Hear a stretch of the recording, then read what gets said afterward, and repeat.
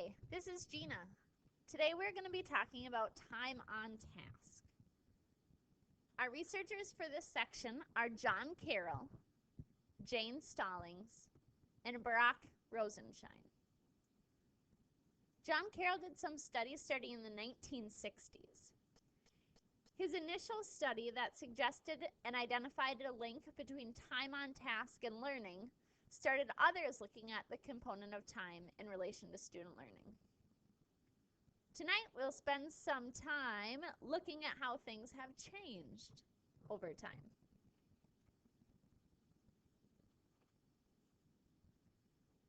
Instead of working with a group, I'm going to just have you think about the different decades. Maybe starting in the 50s, going through the 60s, 70s, 80s, 90s, and 2000s. Think of a political figure or an entertainment figure. Maybe a school rule, what the dress was like, a dance from that time. Thinking of the 50s, you might think of the Korean War, the space race, the Second Red Scare, President Eisenhower, or rock and roll. In the 60s, you might think of the assassination of Kennedy, the swingin' 60s, counterculture and social revolution. You might think of the Vietnam War, civil rights movements, the hippies, the Beatles. Into the 70s, Nixon, Stevie Wonder, Jackson 5, The Temptations. Maybe you're more punk rock with Pink Floyd, or you think of the disco. In the 1980s, more electronics like VHS, boomboxes, computers for big business.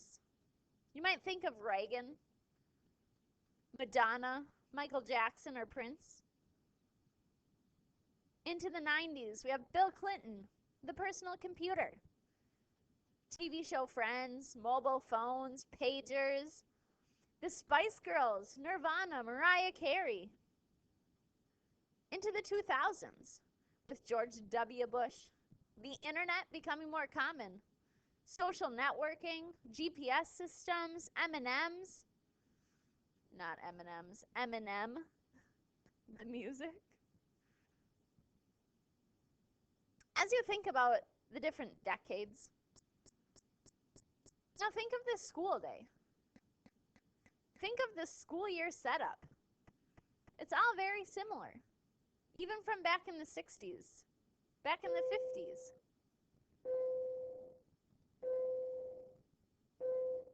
The way the school calendar is set up today is still very similar to what it was years ago. There have not been many drastic changes.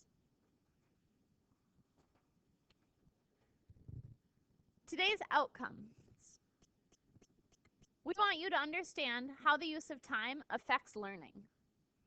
We want you to become aware of the range of interruptions and their cumulative effect. We want you to examine how to maximize both the quantity and quality of learning time. And we want you to make connections among the Foundation 1 units.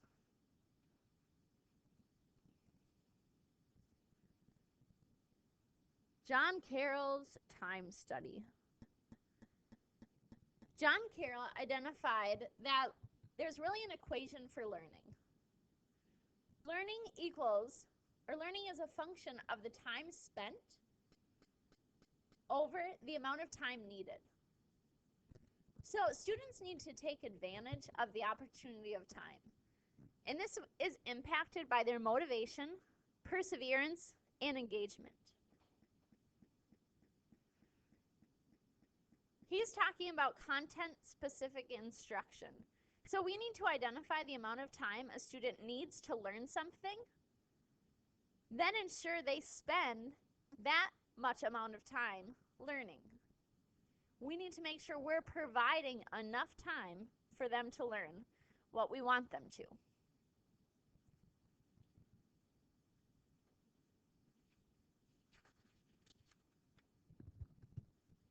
Where where does the time go?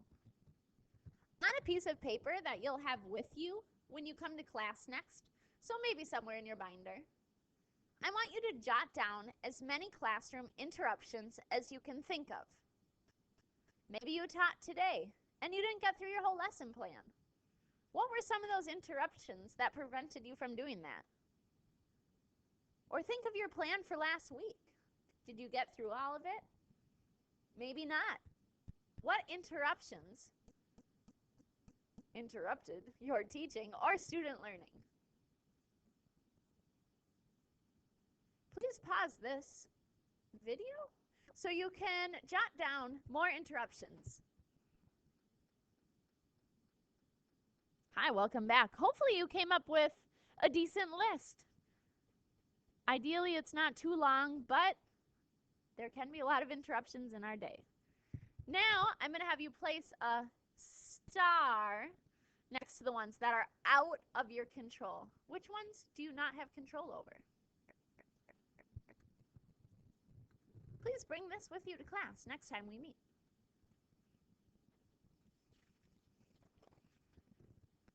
We all have allocated time for our classes. Middle school and high school are more set with our bells. However, elementary school times are set if you share students across classrooms.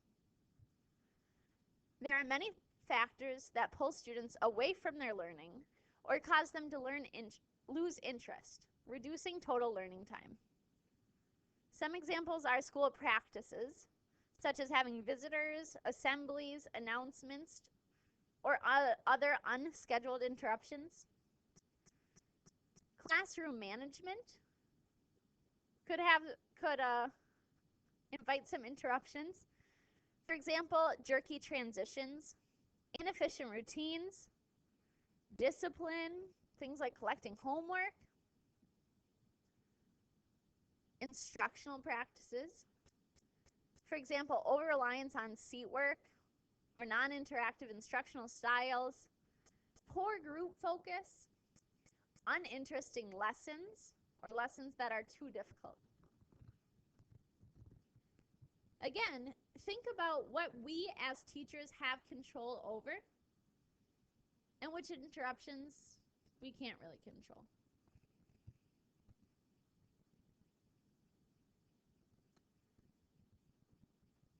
Today we're going to talk about the 3 kinds of time that were studied by our researchers. During the school day, we're talking about the three kinds of time, those being allocated time, engaged time, and academic learning time.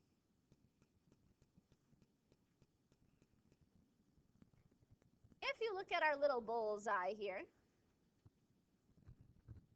the allocated time would be the entire target. The allocated time is the total amount of time we have available for instruction or for learning. It could refer to the length of the school day, the class period, or the time set aside for a specific content area or building a skill. Studies show there are significant differences in the amount of allocated time for the school day, for content instruction between districts,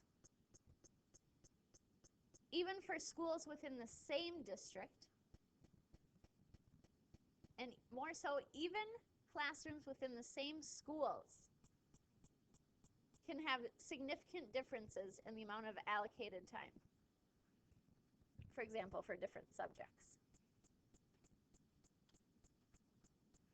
If you're looking at the bullseye image, here we're getting closer with engaged time.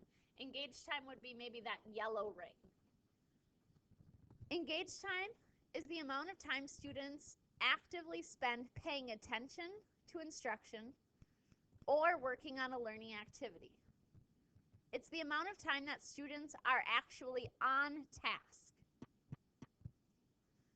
Effective classroom management practices concerning preparation of materials for lessons, smooth transitions between activities, efficient procedures for routine, housekeeping chores, and instructional tasks are essential to good time management and keeping students focused on academic activities.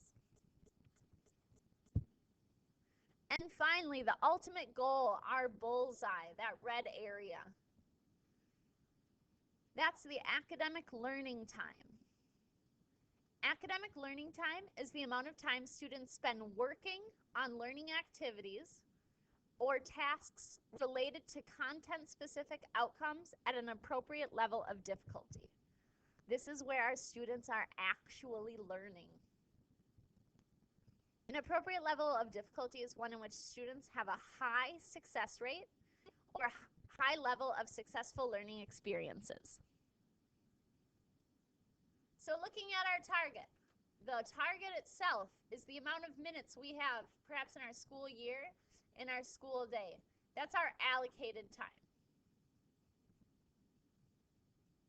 As we get closer to the middle, that's our engaged time. That's where students are actually doing something. They're focused, they're on task. But our ultimate goal is the time when our students are actually learning. That's our academic learning time, and that is just the smallest part of our target, but the most important.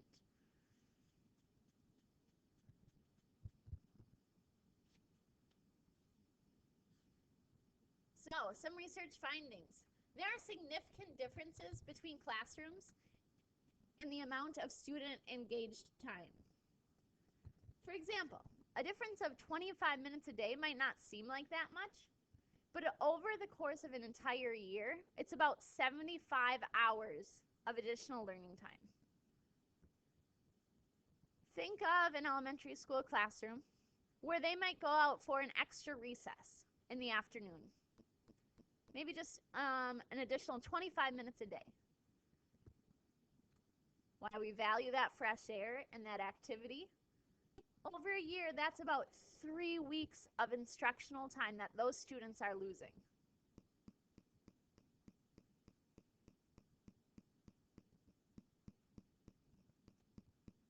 Lastly, I have a graph analysis from the high school survey of student engagement.